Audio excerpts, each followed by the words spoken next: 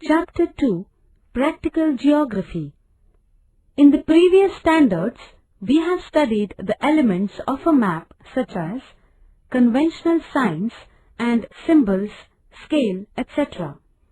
In this chapter, we shall study an important element of a map, namely map projection. Map projection.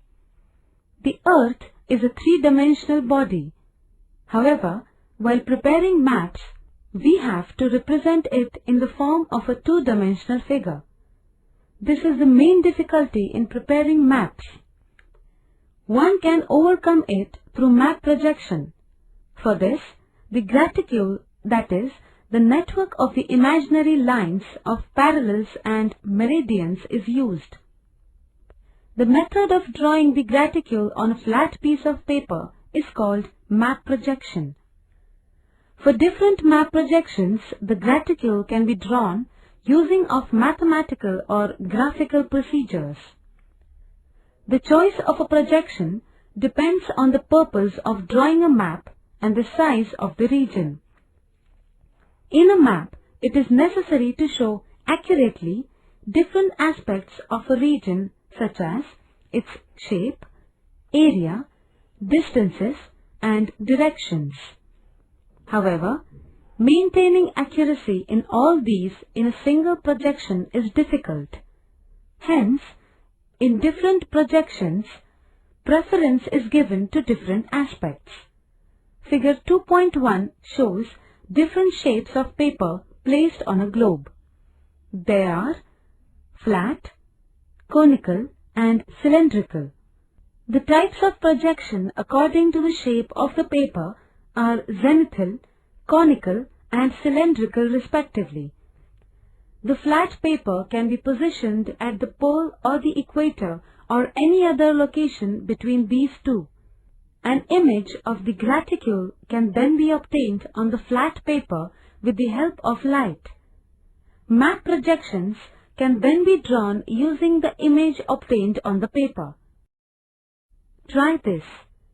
Take a round bamboo or plastic basket and place a lamp below it. Try to get the image of the basket's mesh on a piece of paper.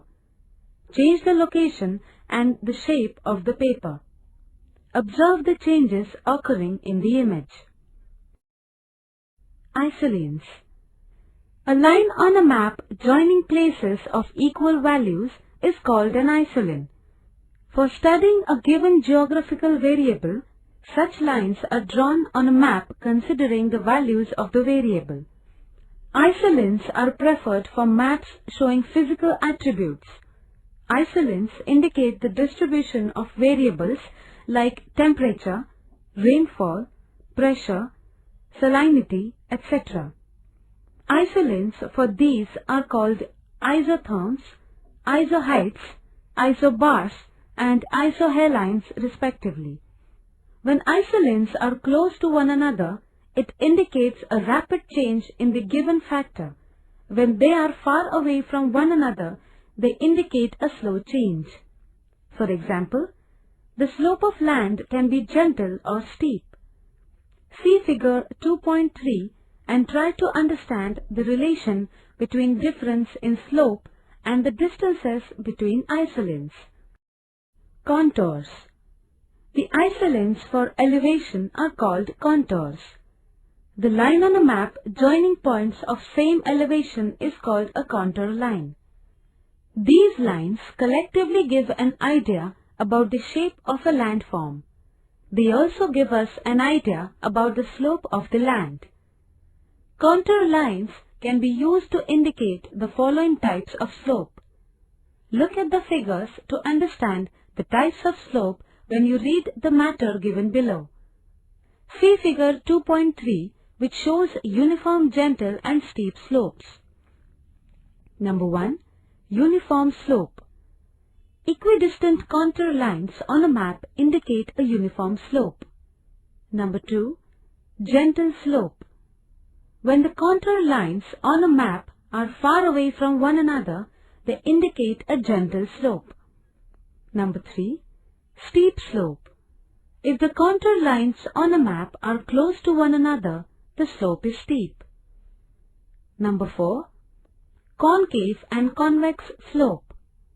On a map, if the contour lines with higher values are close to one another and those with low values move far away from one another, it indicates a concave slope. As against this, if the contour lines with high values are farther away and those with low values are close to one another, the slope is convex. Representing data on a map using statistical information. In the 7th standard, we had represented statistical information on a map of Kolhapur district. This year, we shall prepare another map.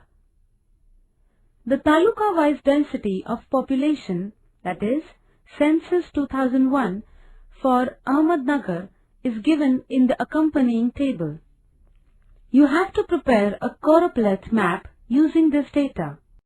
Procedure. Consider the density of population of the different talukas in Ahmednagar district. Find the maximum and minimum values of the density of population. We can place the density values in the following 3 groups. Number 1, less than 200. Number 2, 200 to 400. And number 3, more than 400. Check the density of population of the talukas in the table alongside. Find the talukas that belong to the groups we have identified. You have to use 3 proper shades out of the 4 given below. Draw the district map given in figure 2.5 on a sheet of tracing paper. Use dark to faint shades for higher to lower density values. Give proper shades to different talukas on the basis of their density values and complete the map. Prepare an index and show the same in the map. This is how a choropleth map is prepared.